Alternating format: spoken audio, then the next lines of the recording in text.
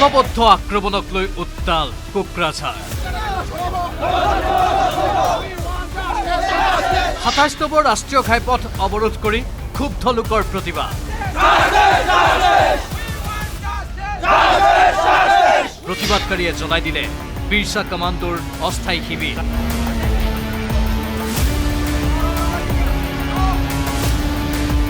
নিৰ্মীয়মান আদিবাসী সাংস্কৃতিক ভৱনতো অগ্নিসংযোগ।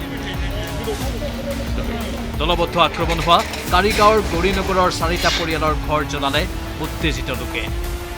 কেইবাখনো গাড়ীত ক্ষুব্ধ প্ৰতিবাদকাৰীয়ে জুই লগাই দিয়াৰ পাছতে হাহাকাৰ লাগিল কোকৰাঝাৰত।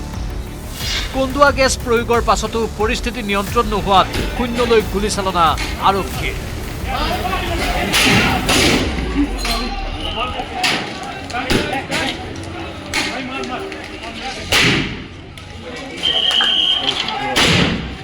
প্ৰতিবাদকাৰী আৰু আৰক্ষীৰ মাজত এক খণ্ডযুদ্ধ হয়। বিশেষকৈ আৰক্ষীয়ে প্ৰতিবাদকাৰীক প্ৰত্যাহাৰ কৰিবলৈ কোৱাত তেওঁলোক অমান্তি হয়। তাৰপিছত আৰক্ষীয়ে লাঠি চালনা আৰু গুলী চালনাৰ লগতে কন্দুৱা গেছ প্ৰয়োগৰ পিছত সম্প্ৰতি যি ২৭ নং ৰাষ্ট্ৰীয় ঘাইপথ, সেই ২৭ নং ৰাষ্ট্ৰীয় ঘাইপথেৰে যান বাহনৰ চলাচল আৰম্ভ হৈছে। সোমবাৰে নিশা 2জন লোকক কোবাই কোবাই হত্যা কৰি এখন গাড়ী জ্বলাই দিয়া আক্ৰমণকাৰীক গ্ৰেপ্তাৰৰ দাবীত উত্তপ্ত হৈ পৰিছে কোকৰাঝাৰৰ পৰিস্থিতি।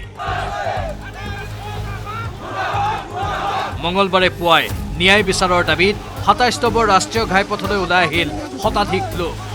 ৰাষ্ট্ৰীয় ঘাইপথ অৱৰোধ কৰি ক্ষুব্ধ লোকে সাব্যস্ত কৰিলে তীব্ৰ প্ৰতিবাদ।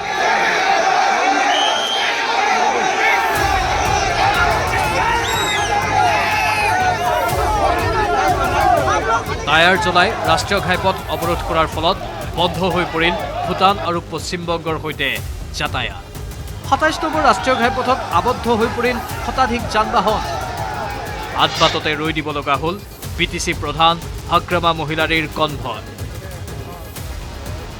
যিহেতু হ'ব নালাগিছিলে আজি এইটো দিনত, কিন্তু হৈ গ'ল। আমি সেইকাৰণে আমি আজি পথটো অৱৰোধ কৰিছোঁ। আজি যেতিয়ালৈকে আমি ন্যায় নাপাওঁ তেতিয়ালৈকে আমাৰ পথ অৱৰোধটো জাৰি থাকিব। আৰু আমি উচিত তদন্ত বিচাৰিছোঁ যাতে তেওঁলোকক ফাঁচি নহ'লে এনকাউণ্টাৰ কৰিব লাগে। কাৰণ যোৱাকালি আমি এজনে মানুহটো মৰি যোৱা দেখিছোঁ, কিন্তু আজি মৰ্ণিঙত আমি গম পালোঁ যে আৰু টোটেল 2জন মৰি গ'ল।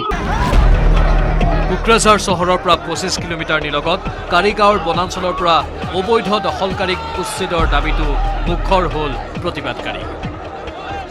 মাননীয় হাগ্ৰামা মহিলাৰী ছাৰ আৰু আসামৰ chief minister doctor Himanta Biswa Sarma ছাৰক মই ৰিকুৱেষ্ট কৰিছোঁ, যিমান নেকি আমাৰ নেশ্যনেল হাইৱে ওচৰত বা ফৰেষ্ট অঞ্চলত যিমান নেকি ফৰেষ্টৰ মাটিৰ যিমান নেকি আদিবাসী ইভেকশ্যন কৰিব লাগে, তেতিয়াহে আমাৰ অঞ্চলত শান্তি হ'ব।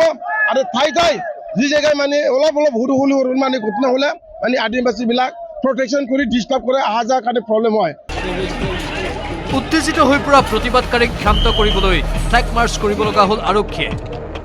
সোমবাৰে নিশা কাৰিগাঁৱৰ গৌৰীনগৰত এখন গাড়ীৰে যোৱা 5জন লোকক দলবদ্ধ আক্ৰমণ চলোৱা ঘটনাক লৈ মঙলবাৰে উত্তপ্ত হৈ পৰিছে কোকৰাঝাৰৰ পৰিস্থিতি।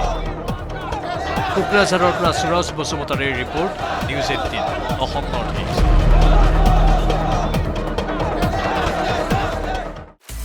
আপুনি বিচৰা বাতৰি পাব কেৱল নিউজ 18 এপত। নিউজ 18 এপ ডাউনলোড কৰিবলৈ স্কেন কৰক এই QR কোড। গুগল প্লে ষ্টৰতো পাব এই নিউজ 18 এপ।